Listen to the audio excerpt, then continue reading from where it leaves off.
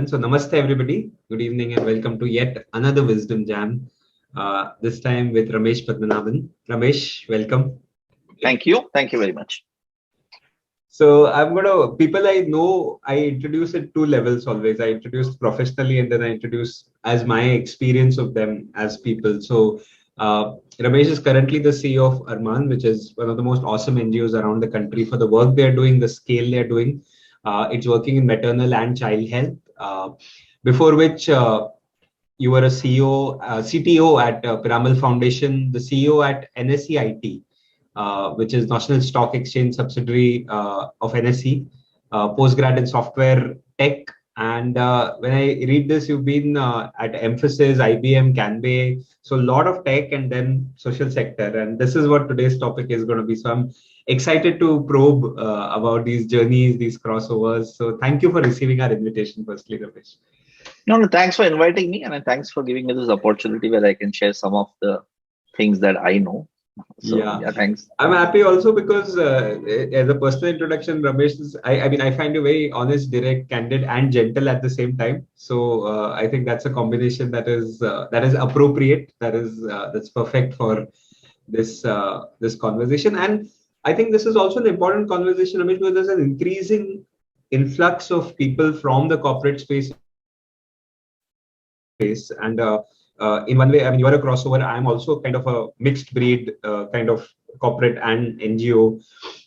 So I'm looking forward to kind of having that conversation. Yeah, there's just like almost two worlds. I don't know if you see them as two worlds apart or two worlds similar. Do you see the barriers as artificial or so? Yeah, what's been your experience of these two worlds? How do they show up for you? No, they are two worlds in a way because there are lots of differences, and I must admit that I walked into this without doing enough research and study about the whole. I spoke to a couple of people who are working in NGOs, and after I was the NSCIT CEO for 7-8 years, I said enough of corporate, and I wanted to spend some time in the social sector. And I'll be very candid here. I kind of did it after I was financially secure, taking care of my kids' education and all that. So I'm not one of those guys who, and I have a huge respect for people who have committed to the social sector from day one. I think I can never kind of get to that level. And there are enough people in Arman who I keep telling them that I have huge respect for them, because finishing your graduation, postgrad, whatever it is, and deciding to be in the social sector for your life, it's like an amazing commitment to the cause. I really kind of have huge respect. So I walked into the sector, but I kind of I think I took 3 steps so far, and there are more steps to go maybe. First, kind of, I went into a for-profit social enterprise called EduBridge. And EduBridge is a skilling organization. It was a for-profit enterprise, but not margins like a typical corporate would think about. So Girish, who is the founder, kind of wanted to make money to scale, but not money for valuation. Let me put it that way, right? And so that was a good experience. I think that inducted me into the sector. It inducted me to one part of it where you go for looking for funding with CSR settings. So that's one thing that I got. Then in the second step, I went to Piramal Foundation where I got a larger view of the whole sector. And Piramal Foundation is like an established NGO or a non-profit, and they did not really have to worry about funding because it was coming from the Piramal group and the family. But the problems that they were tackling were huge. And so getting to understand what a large organization deals with, how they are so multi-factor, that's where I could understand how complex this sector. That was my first in Edubridge. I was still doing like a corporate role, managing the pan India operations. But here I could understand the multiple factors that play into trying to solve a problem, and that's where I say they are completely two different worlds, because there are some things within your circle of influence. There are something which is completely outside your circle of influence, and if you are able to draw those lines in the social sector, and if you are able to solve for all, you're great. Many times you're kind of still looking for the most optimal solutions in the outside your circle of influence. area. And I think that is the challenge, beauty, interesting part, or whatever you want to say about the sector, because the beneficiary you serve has a behavior which you can't predict all the time. It's not like the community that you serve has its own challenges in terms of our equity problem, that, and India is like, all of us know it's very complex. So the community is very challenging. The solution that you take, whether I've seen health, I've seen education to some extent, I've seen safe drinking water, and I've seen skilling. The solution that you take is not an established solution in the corporate world. In the corporate world, you can take a product and tweak it and have a second product. See, every NGO solution is unique, and that's because they are trying to kind of solve a very complex problem, right? I think so. The solutioning is like uh, first of a kind in most NGOs that happen. So I think the solution is very complex, and the whole structure in terms of how NGOs are kind of built is like very different than corporate. It's not hierarchical. It's not command and control. It's like a little more consensual. It's more like collaborative, and so the people coming together for meetings and the post-meeting discussions are very different. So there is a huge world of difference between the two. I would definitely say that, and each one has its own merits. It's not like it's not either or, but I think there is. If I walk into the social sector now today, like from corporate, after this 8 years of experience behind me, I would know what are the things I need to kind of look out for change. But I learned it over time. I think that's been my experience, and it's been very interesting. So I must say that I really am happy that I made this crossover, and I'm very very happy with the learning that I've had. Actually. Yeah, I think complexity definitely. And I have wondered about external complexity, but also the internal complexity, in the sense coming from the whole people domain. And people are people everywhere. So at one level, yes, I mean, it's just people you're talking about. At the same time, I've found, at least in my work with not-for-profits, motivations are multidimensional and complex. And it's almost like I felt like my experience in the corporate, that a focus on revenues or profits had a humbling effect of aligning everybody to say, okay, this is the bottom line and this is what we're after. My experience in the not-for-profit spaces, there are multiple motivations, multiple things going on at the same time, and very contextual. It lands to me as very contextual and very, I don't know what's the right word for it, but just I guess it's too many multi-metric kind of interpersonal space also. So I wonder, in the people dynamics, have you found it more or less same, or have you found it different in some ways? No, it's very it's very very interesting. I want to use the corporate kind of learning here, and I also want to add the complexity of the sector with the people. But I'll talk the easy part first. And I'll use a call like you said, profits is the main motivator in corporate. There are other motivators, but I think the larger thing is the quarter-on-quarter profits that you make. And I come from the tech world. I've been a technology guy all my life. So when we scaled enterprises in technology, emphasis we grew from when I was joined with 100 people, when I left with 30,000 people. We scaled NSCIT 4 times in 7 years. So when we scaled those organizations, the thing was, how do you align the teams together? It was very easy. You just break down the profits to business unit, project teams, project managers, project leads. So you just make a tree and try to kind of tell everybody what is your contribution to the revenues, what is your contribution to the profits, and how are you making it better quarter on quarter. I think it's a very simple. It's very difficult to measure, but once you have cracked it, every team, every project leader gets motivated by that, right? Right. And so there is a very easy. So that's the corporate analogy. That's what we used there, and it worked wonders because every guy was in control of what he could change. Here, when I came, like you said, the measurement of impact is very. It's not easy in every situation, right? Like I said, there's a multifactorial thing, and sometimes it's a sometimes in the beginning when you come, you say, okay, show me what are you measuring quarter on quarter, and try to try to decode it, and then you figure out that quarter on quarter things may not change. It may take years for something to change, and that's like a huge difference, right? You have to be at it for years to bring about change which is kind of significant or visible. And we have been like with the I, not we. I've been struggling with that to some extent by saying that how do you connect every team member of Arman to the cause that we are serving for? And you know that, Abhishek, when we are working with Wisdom Tree, also we have gone through this discussion. And if there is some way, and we are still figuring out, so we are doing it by program. So by program, we have like metrics, we have how much enrollments we are having, what is the kind of impact we are having, what is, so we have by program, we have metrics. So I think that to some extent we have cracked. So every program knows where they are vis-a-vis the annual plan and the 5-year plan that we have, and vis-a-vis what the donor commitments we have made. So I think at a program level, we've been able to decode it to some extent. But we have to take it to the next level where we are saying that we work with maternal and child health, we work with mortality and morbidity of women and children.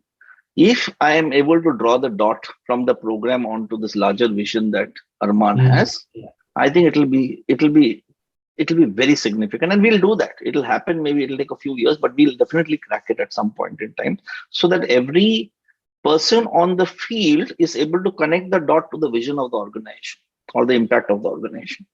And so yeah, I think we have to figure that out. But at a program level, we have got something going. I think every program unit in its own kind of boundaries knows where their kind of work is contributing.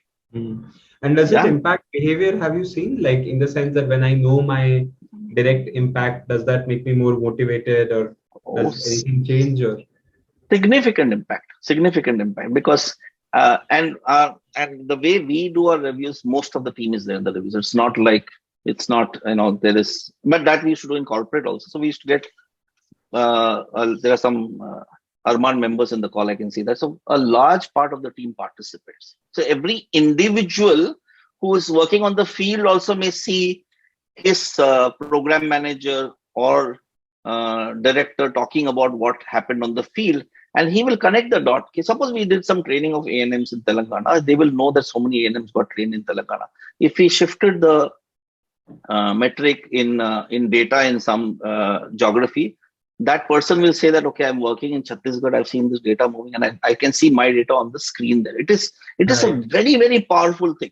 It's a very powerful, when the team sees their data on the field and being discussed in a larger audience, it is very impactful for the team. But I missed one point that you said, that are there different motivations in the team that they have. So I think the organization alignment is towards the impact that you want to do, obviously. But individuals, and I'm not in one of those, individuals who have spent their life in the sector have other motivations also, right? That they want to do. Obviously, they are in Arman because they want, but there are the multifactorial thing that I talked about. There is this whole gender part that comes in. There is this equity dimension that comes in. These are all very complex, very, very complex. So you're trying to peel it and kind of in your program try to fit those metrics, and we are slowly building it out. But like I said, it's the single thing is the easy part. But when you break it up into the other factors that affect your impact and are able to kind of put a weightage on that and are able to measure that, I think that is where individuals who are, because every individual may not even kind of call it out as their motivation, but it could have a, like, there are some people who are really working, are really have this equity thing in there. Empowerment is in somebody's head. Somebody thinks about gender a lot. And when you work in a program which allows you to impact 2-3 of these very complex areas, and which we are going to measure, it will take us a couple of years.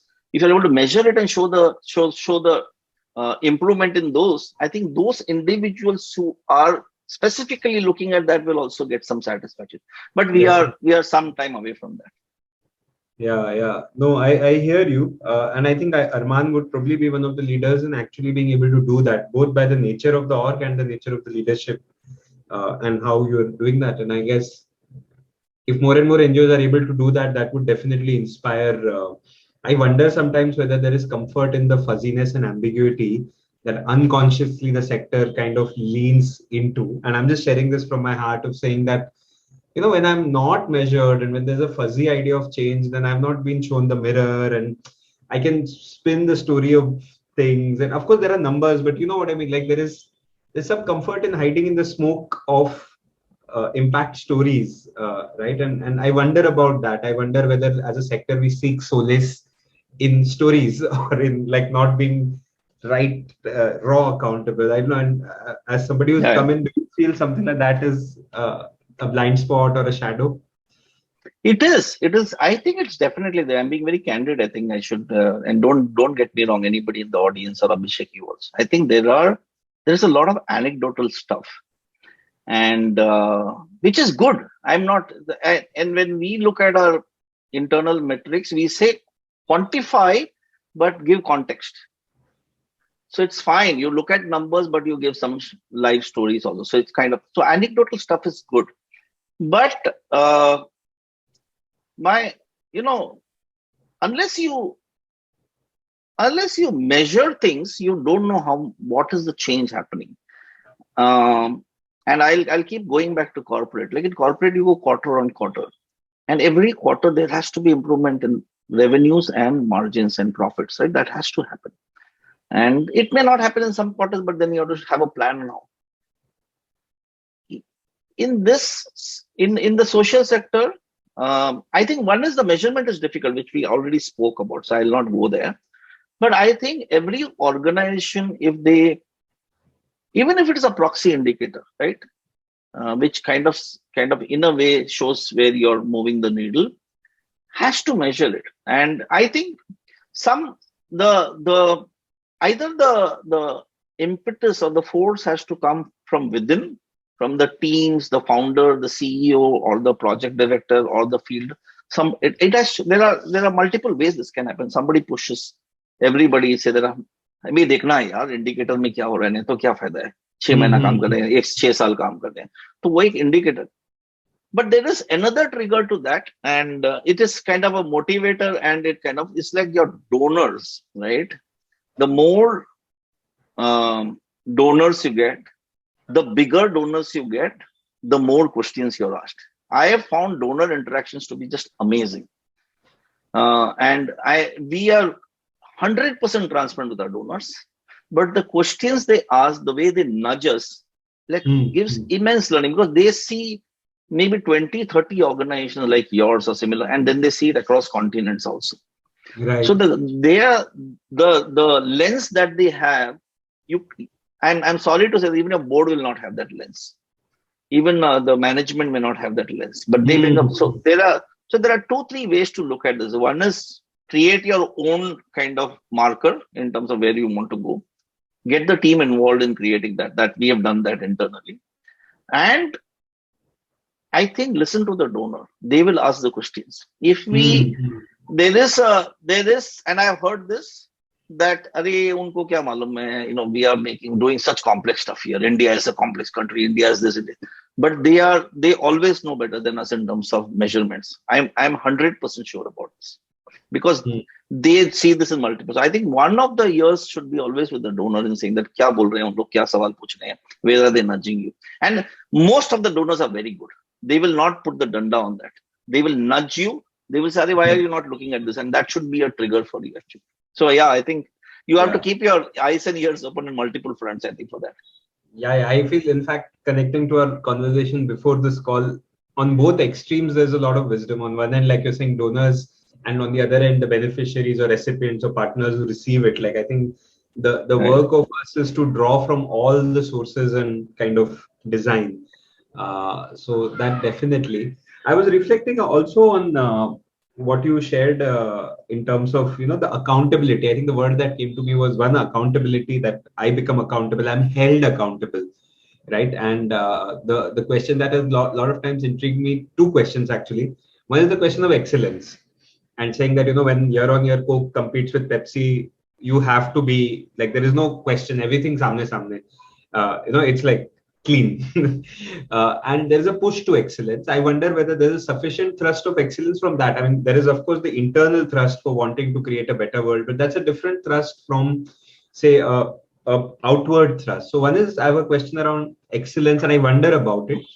The other, Ramesh, I wonder a lot about creativity and I don't know, this whole abundance mindset, almost, that more is possible. A lot of times in a lot of parts of the sector, I find and we find friction and unnecessary kind of, almost not unnecessary, there's valid suffering, but I think creativity as a resource, innovation as a resource to dream up bigger. One is the Jugaad innovation, which is we fixed and it's now working. But the other entrepreneurial innovation that say Silicon Valley gets in, I wonder whether is that fully happening. I sometimes wonder about that. So I'm curious about, do you see the sector imagining sufficiently, pushing the excellence boundary sufficiently?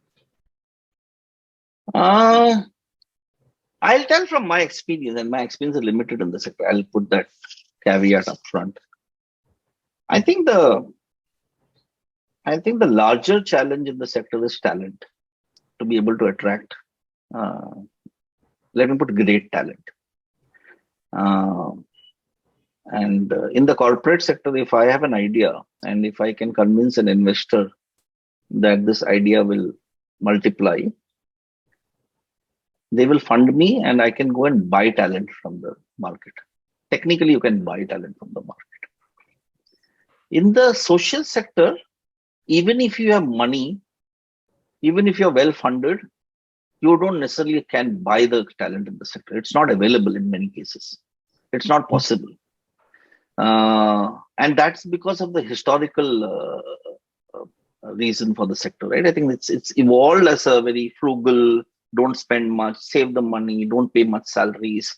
That kind of mindset it has evolved from. And there's nothing wrong in that. And so I'm not saying that, but I think that's the situation today. So if you want to go, and we were doing a HR review this morning, right? If you want to go and get a good data guy, we have immense amount of data. You can't find a good data scientist in the market. You just can't afford it. It's not even like afford. You can't attract, even if you pay, because the motivation to work in the sector has to be there. Right? You can't. And so one of the things that at some point in time we can touch is like, what are the filters you need to look at when somebody moves from corporate to this? It's a very important filter actually. So corporate guys will not move to the sector for a job, or should not move for a job, because it will not, beyond that, they will not find more jobs after a particular NGO. Whereas if I work in the tech, I'll use tech example because I'm from that world. In tech, you go to Bangalore, you can like leave a job every weekend, right? So one is the innovation affected because of not wanting to grow? I don't know that. I don't have a measure of that.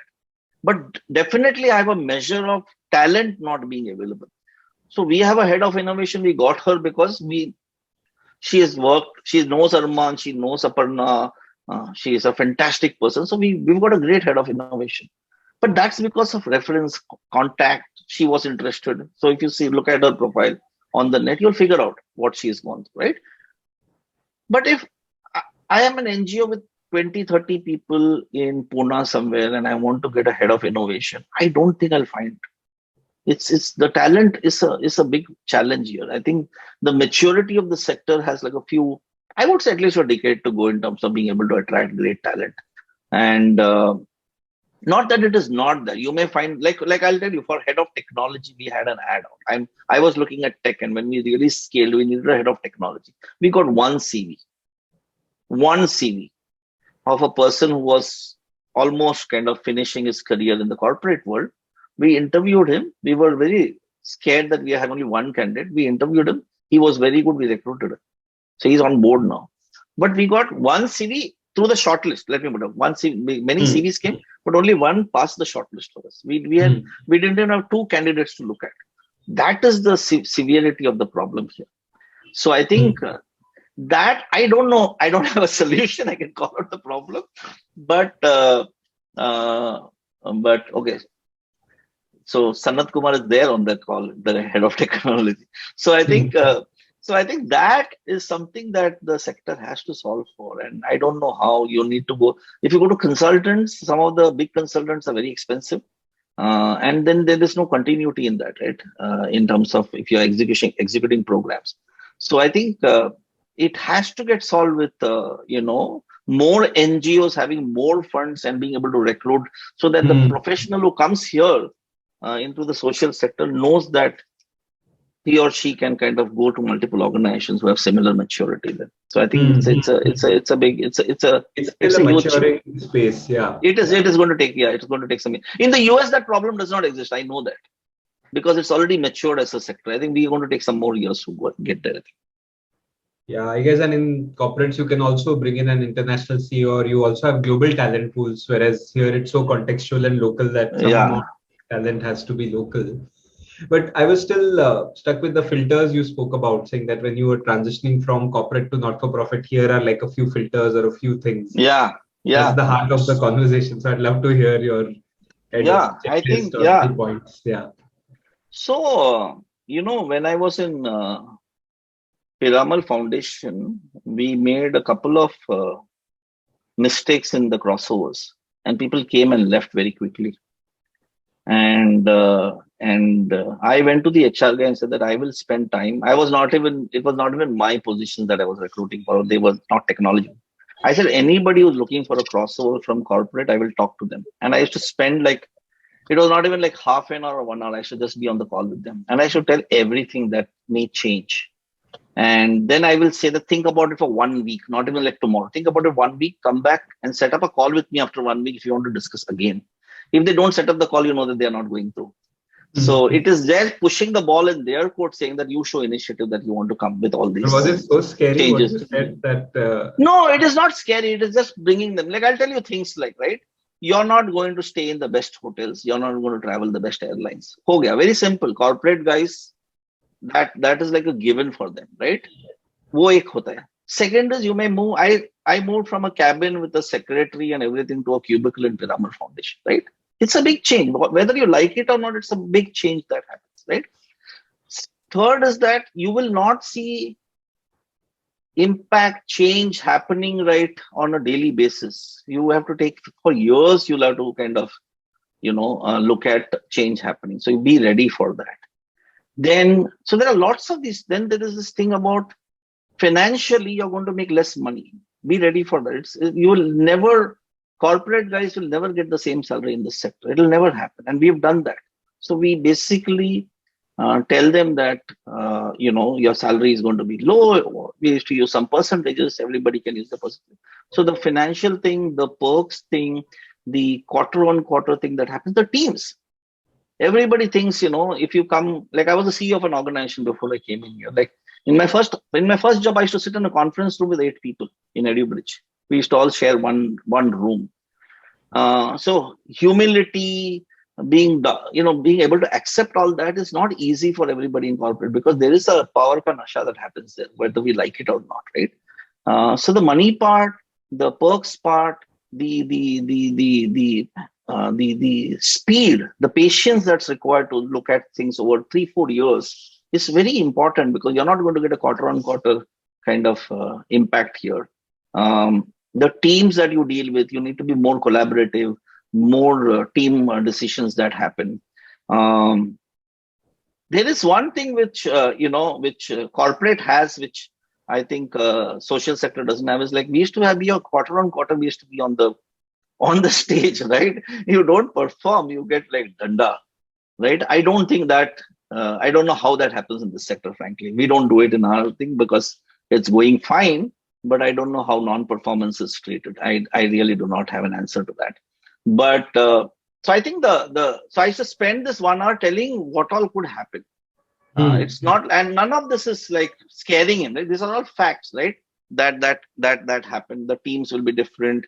You will not fly in the best airline. You will not stay in the best hotel.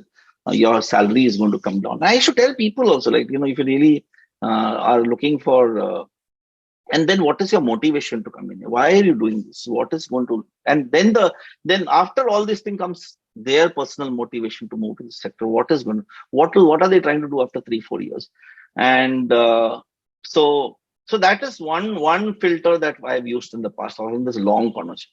The second thing that we use in Arman is we tell some of them, or many of, actually we tell the whole leadership team, anybody, and now crossovers also, we tell them to prepare a deck in terms of how they see the sector, how they see Arman. That is a very good indicator of showing how much interest that person has. There are some Arman people here whom we have done that with, so they will relate to that. So how much interest they have in this job. Are they going to do their research in terms of the sector, what they're going to do? Like even if somebody comes to technology, I'll say that, okay, how is technology impacting the sector? How is AI going to work in the sector?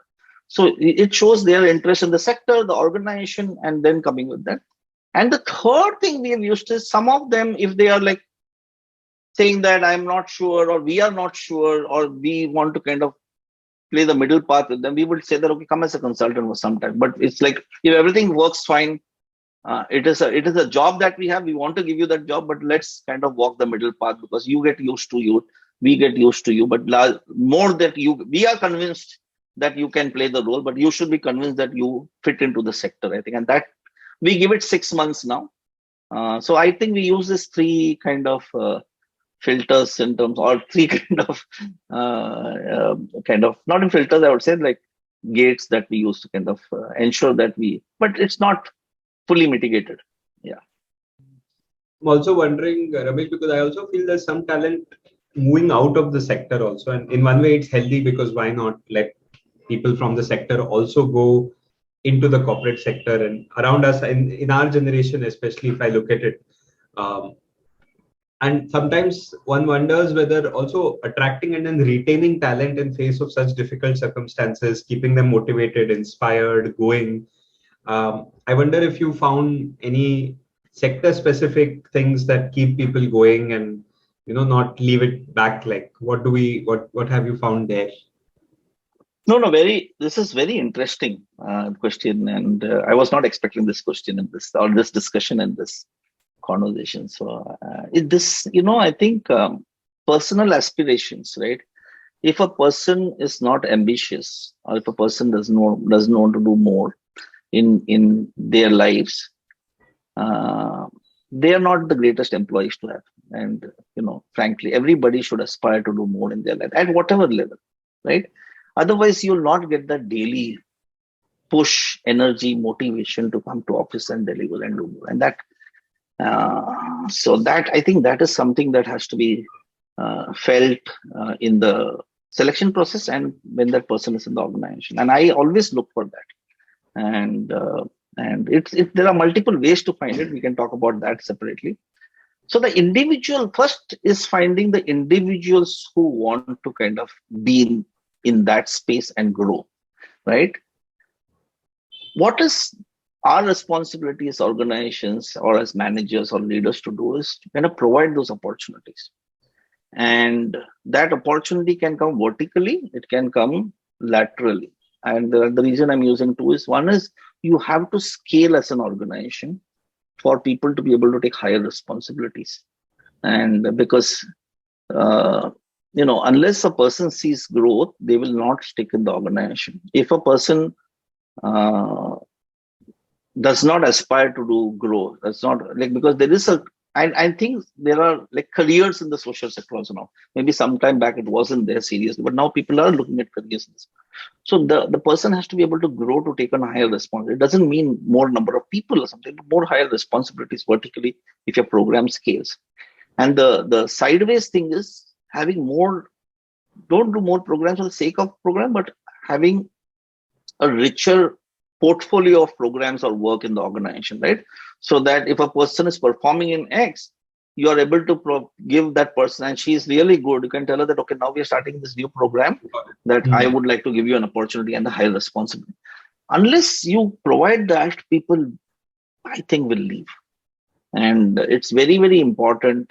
And this applies both in corporate and because the individual that's why the individual wants should be like that they want to see growth. If they are not like that, they're not aspirational, they're not motivated, you're not going to get the best output. And the moment you smell that, you feel that, it is our duty to give them that opportunity. And and some people precipitate it and want it fast. It may not happen. Organizations move at their own pace. So you will lose some. But consciously, you have to be able to kind of provide that opportunity and say that, okay, I'm creating opportunities for people as they are growing, and be able to. And it takes, the moment you create that, you will see that people kind of aspire to do more. And I'll give you an example. And in our organization, we have seen, the moment we promoted one person from a X role to Y role, there were lots of people in that X role said, why don't I get that such opportunities also? Why am I not growing? We said, you take on higher responsibility, prove that you can do more things, we'll provide it. And there is a second person who has kind of jumped also. So it creates, and so the third effect of this is the moment you provide that, lots of the good ones, the high potential ones, the great performers or the aspirers, they will all want to move up. And that is a good, that is a Yeah, very good problem to have in an organization. yeah, yeah, I yeah. don't know whether I've kind of got the message No, I across. think not only have you shared it, I think for me it's also a great way to build talent. So one is attracting Yes. talent, but this kind of once you are on a positive scale up, it's almost like I found one more reason why you must scale up. Like of course there are large problems, but the internal growth thrust also creates a larger space for individuals to Yeah, grow. Which I think yeah is a great place to be. Then that energy, I think almost like it the does. energy Yeah, it yeah. generates. Uh, there are several directions and time is limited, so I thought I'll take a hop into a little bit of the future. You are a tech person, and I thought I'll do some trend spotting with you because lots has been unfolding, and I'm sure, and a lot of it is happening in the tech arena as always.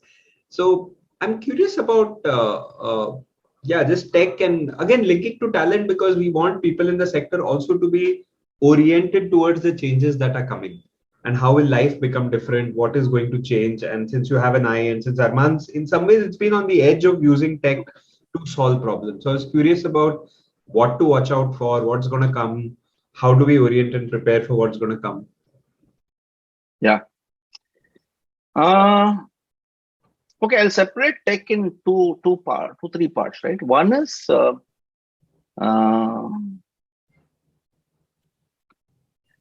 Uh, one is, let's call organization technology, okay? Which is where you need tech in HR, finance, your fundraising and communications. That's very simple. You must do it on day one. We have done it. We are not great at it, but we have tech in our HR, in our finance, in our fundraising, in our comms. Are we the best? We are not. But have we started? The answer is yes, right? So one is, let's talk organization. So I'm trying to create buckets so that we can think through that. So Mhm. organization tech is very simple. It may be a little expensive because all corporates have HR tech, finance tech. Fundraising may be a little difficult to find. Comms is easy to find because everybody's doing that. Fundraising tech is not very easily available. But these, you should just do it tomorrow if you have not done it. It's like, it's just very easy to get it out of the way. So there is a organization tech is taken care of. The second part that comes is program tech, right? And in program tech, there are two parts to that. Again, there is your if I can put it in buckets, where there's your impact part of it, there's your efficiency part of it. Efficiency part of it is your processes, metrics, measuring your dashboards. We still have our dashboards on PPT and Excel. It's getting to a better space, but it will. So, but that's the first part. So tech doesn't have to be always, very fancy technology. So, but your digitally available data in terms of your metrics. So your efficiency technology has to be there on day one. Even if you use Excel and PPT, it's fine. I think it has to. And then if you have the PPTs, we have PPTs for the last. I think when I joined, I think since last 3 years we have every month ka review PPT. So if I really want to look at a trend, I can get a very dumb thing to put all the data over an Excel sheet. So there's a efficiency tech has to get taken care of. Your program tech is the most complex to do. So I'm coming to that the last. It is basically what you do to automate your programs, right? Like whether you are going to kind of have a automated data collection platform for every woman you're going to meet in the community, how you will collect that data. Like I'll give you examples of our tech, right? We go to the beneficiary, we collect during pregnancy, we collect data from her, we identify whether she's a high risk, based on a high risk, whether we should take action. So there's a workflow built on that. And based on that action, is there a follow-up? And if there's a follow-up, what is the result of that? So all that. So that whole workflow of your program or your intervention has to get automated. Now, this is the tricky part. There are two, three approaches to that, right? I think basically one is, again, there, be very simple and dumb. Take a Excel sheet and keep putting the data. Day one, you have to. Second is you automate, but when you do digitization of your program tech, I don't know whether there are available solutions in the market. enough. Hmm. And uh, because I think one of the challenges in the sector is that you don't have the same program in two companies. Like whereas if Yes. you go to the corporate, you'll have two banks will do credit card almost the same way, credit card Yeah. processing Yeah. or loan applications, right? So you'll have technology companies providing loan application technologies, and वो 80% ठीक होगा, and that 20% can be configured. यहाँ पे like pregnancy management or a pregnant woman management solution or a ANC management solution, you're not going to find in the market for the solution. So Hmm. it is always custom built, and Hmm. you will. My suggestion is find a small company who kind of aligns with your cause and develop your solution with that. And most of the solutions will be, I think, 70-80% good. So you'll never hit 100. Hmm. So I think Hmm. that tech has to get good. I think the last piece of tech, which is the most important piece, if first of all you will go manual on that data Excel, and then you will at some point in time get this friendly tech company in the neighborhood who will develop that tech. And whether you're in Bombay, Delhi, Hyderabad, Hmm. Bangalore, you'll find some small tech company who does that. It's technology development is not very complex. As long as you invest time in co-creating the technology. If you think that fellow will build everything, most of the techies don't understand the business. Most of the techies will not understand your program. So y'all have to we have to put our teams to work with. Hmm. Hmm. The last part is the most important thing. The solution that's built will create data which has to get kept for the longest time. And that is your gold mine in terms of your beneficiaries, in terms of the geography. Anyway, 100 ways to slice and dice the data. So the data that you capture has to be as granular as possible so that you keep it. You don't have to worry about it now, but over 2, 3, 4 years, you may want to revisit it and kind of analyze it. So I think there you will get a lot of learnings in terms of data that will happen. So I think um, that data piece is very important. So whether it's an Excel today, it doesn't matter. It can go into a digitized Hmm. platform. That is also okay. But keeping the data over there. Now, trends wise, there is a lot of buzz around AI and LLM and Chat GPT. I'll talk about that for a bit. And the one thing that I want to check on program tech is we don't have to get very sophisticated about program tech. Hmm. Hmm. We don't need very fancy solutions in that. The solutions are very simple and can be built. And according to me, at least a few programs in Piramal, in Arman, or in other NGOs that I've seen, uh, a decent tech company will build a solution in 3 to 6 months. That's what I think. Unless it will not be Hmm. very complex. The last part, coming to the data part, keeping the data over a period of time is the most important thing, so that Hmm. you're able to kind of analyze the data over a period of time. I don't know whether I want to go into AI, but you can build AI and it over a period of time. But I'll touch upon two examples of AI that we use. If one is we send messages or calls to pregnant women and lactating mothers, and we want to see which woman listens to calls, who could become a low list, because our thing is if she engages, then the outcome will happen. We know that. So our measurement is she engaged or not.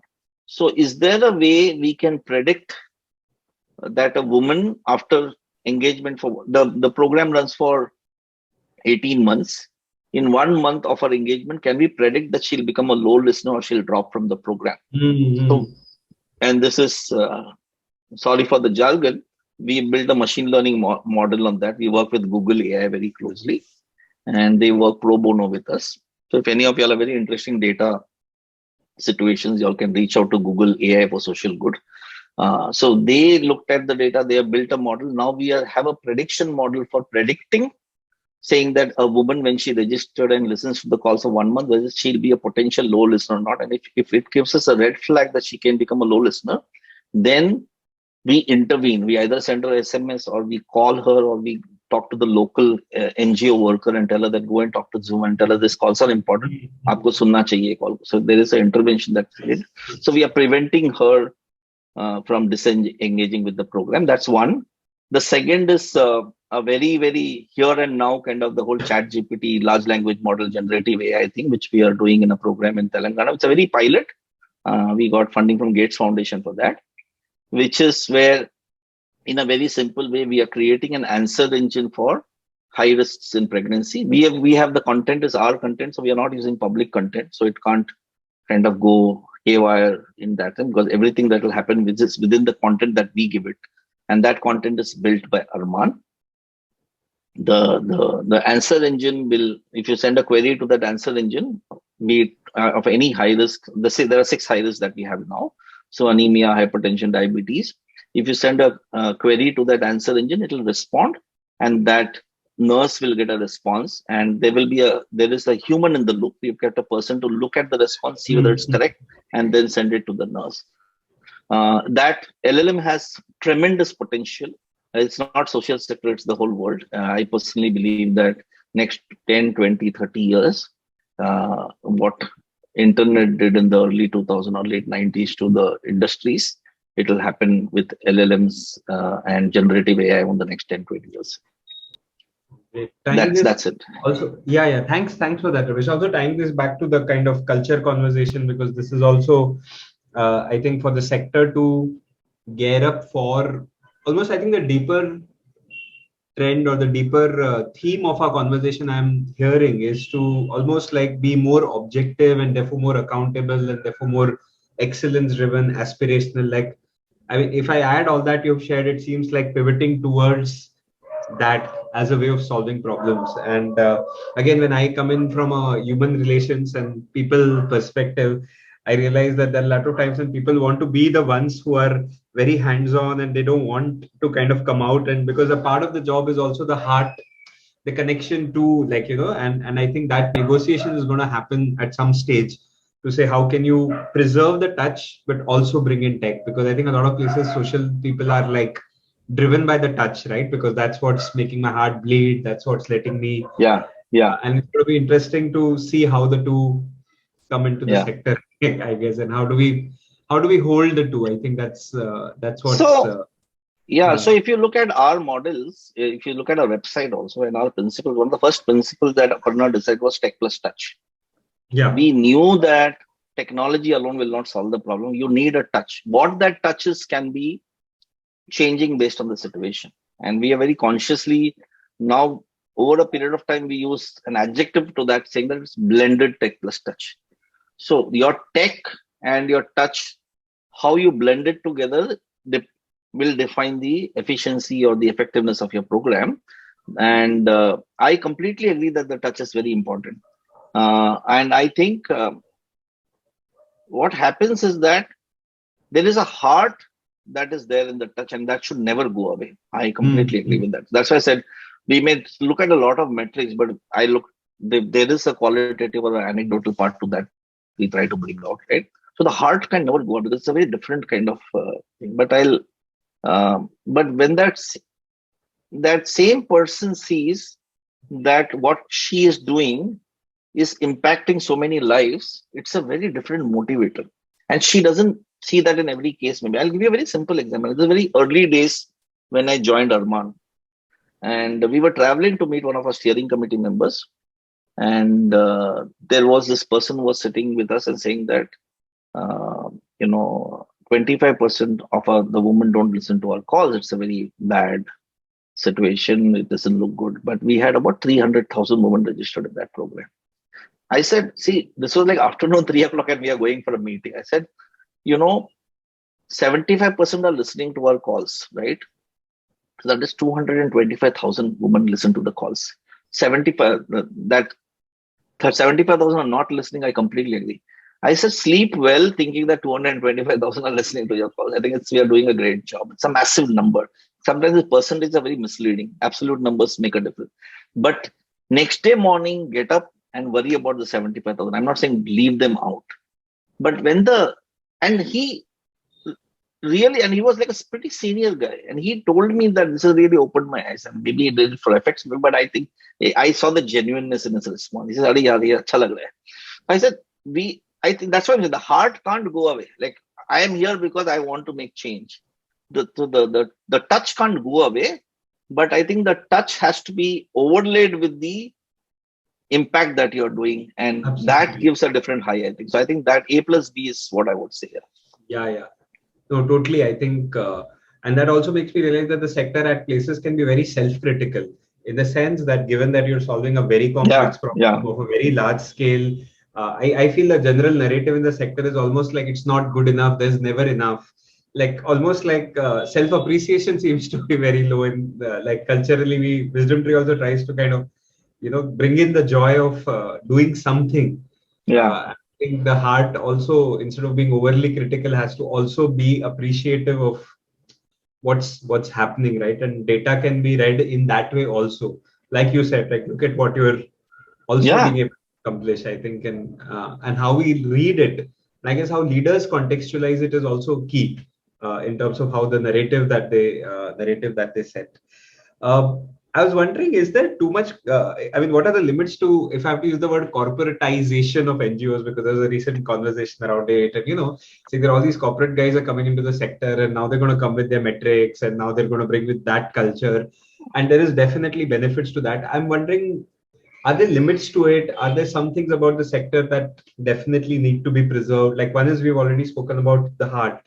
And I'm just curious about how do you look at this influx of talent that is coming in, and are there any, yeah, I don't know, concerns or yeah, I'm also trying to frame what I'm trying to ask, saying, but as this energy comes into the sector, which has traditionally been a certain way, do you see some friction? Do you see some conflict? Do you see some limits? Do you see yeah, something that must be preserved?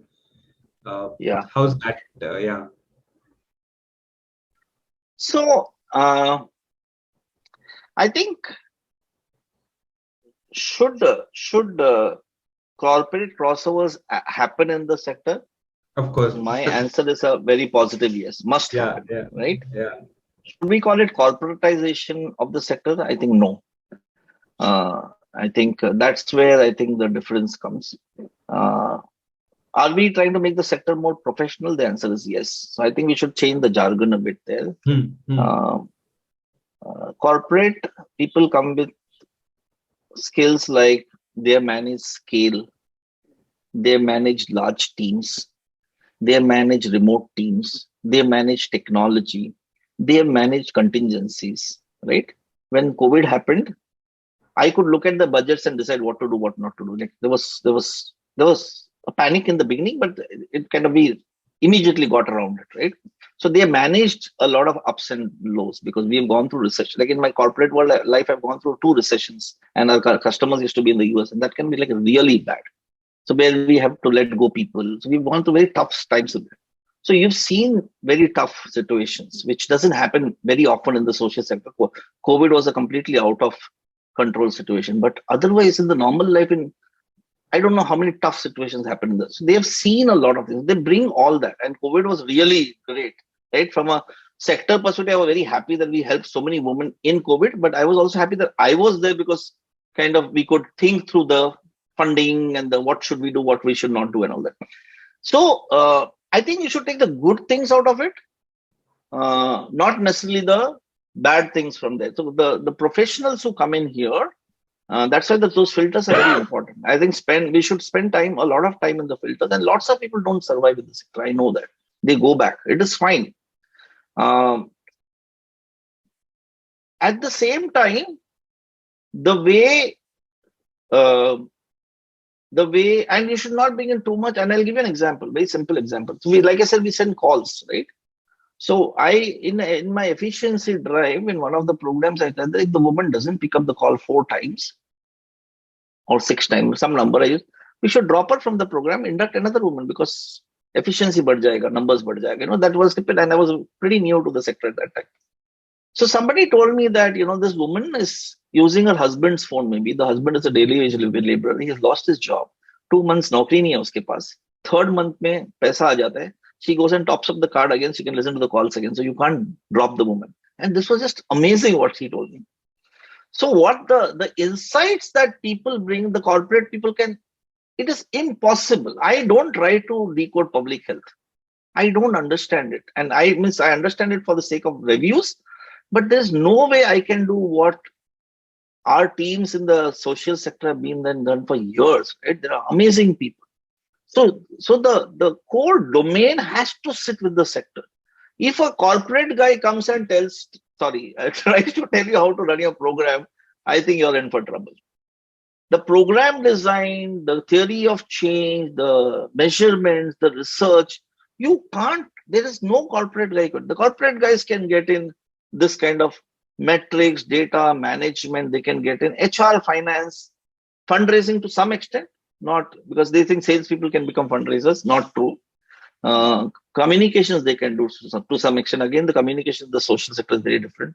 So they can bring in those layers. But if a corporate guy, and I'm sorry if somebody is there listening and who's a corporate guy trying to get into program design, you should stay away from that. It is, people have spent decades in that. And it's like I said, it's multifactorial, it's very complex problem that we are solving in every NGO.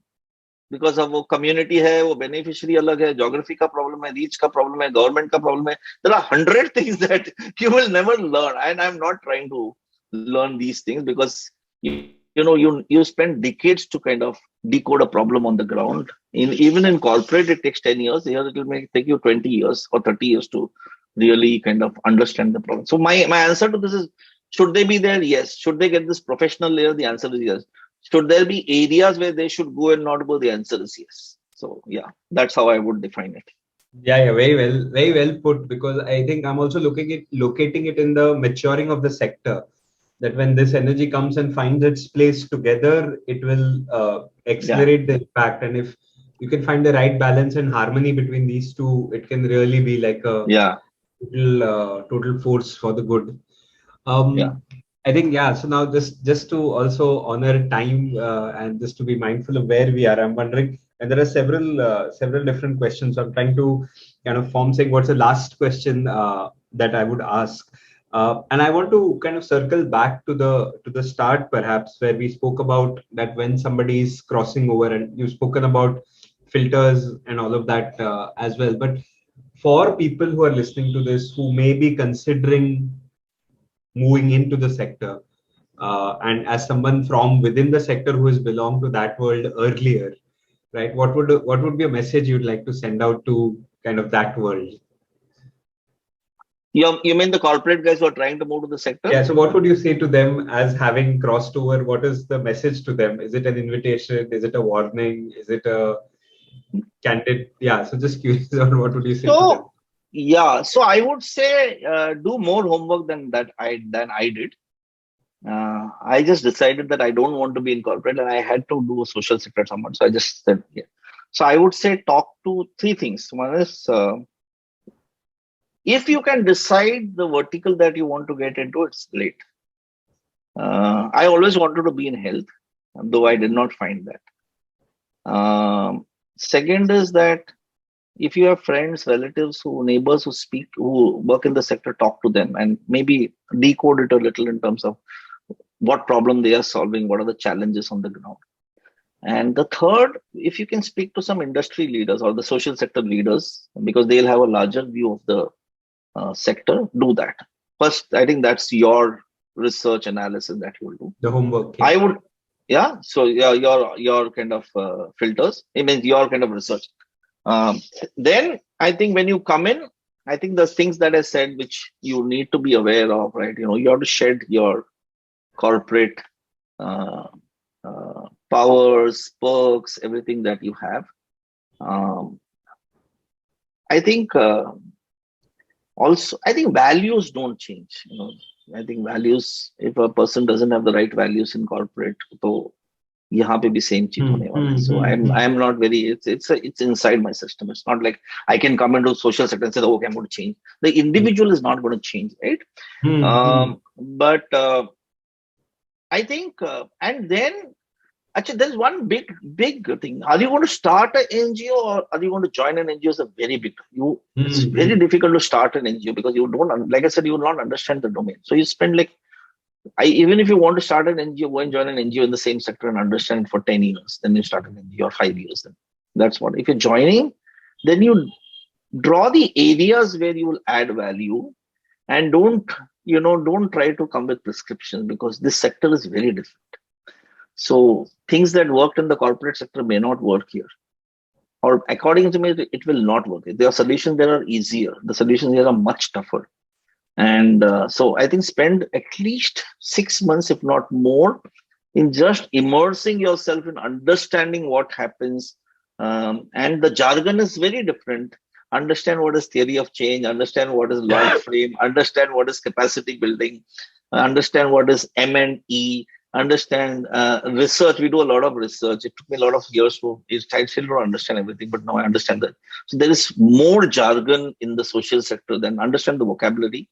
So 6 months at least, just if you Hmm. join, just say that I'll observe and learn and not really and then decide where is it that you're going to add value. Don't think, I think the assumption that because I've been successful in the corporate sector, I will come here and try to do things and make this happen is not correct. It is, there's a lot of learning. Lot I of have been learning. here for 8 years in this sector. I don't think I know a lot still, actually. That's what I. Yeah, there is lots to learn. And yeah, on that note, this is a great note to pause, Ramesh. Thank you for being candid. Thank you for being inspiring. Thank you for setting a certain rhythm, a certain direction to where things are also going to be there. I really enjoyed the conversation. Thank you so No, much. no. Thanks for the opportunity. I really thank you and Ashok and Kejal for giving this opportunity. I really like to talk to people about this because I think the problems are so huge, so huge, that we need more and more and more people to be there and solve these problems for the country, for our people. So, if anybody wants any help in kind of talking to about how this happens, what happens to me personally also, please feel to share my number, email ID, whatever it is. I am more than happy to talk to people one on one. Thank you. Thank you for that invitation.